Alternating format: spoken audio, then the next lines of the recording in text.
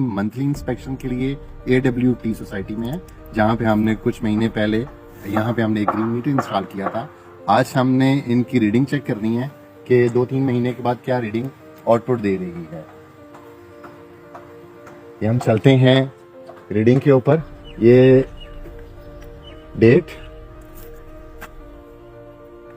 ये टाइम, ये इनकी इंपोर्ट है।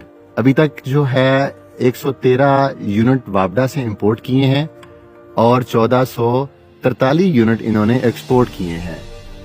ये पीक आवर्स की रीडिंग है। 26 यूनिट पीक आवर्स में इंपोर्ट किए हैं और 3 यूनिट एक्सपोर्ट किए हैं। पीक आवर्स रात के वक्त होते हैं, रात को सोलर बंद हो जाता है, इस वजह से जो इंपोर्ट है वो नहीं है, लेकिन इंपोर्ट है लेकिन एक्सपोर्ट नहीं होगी।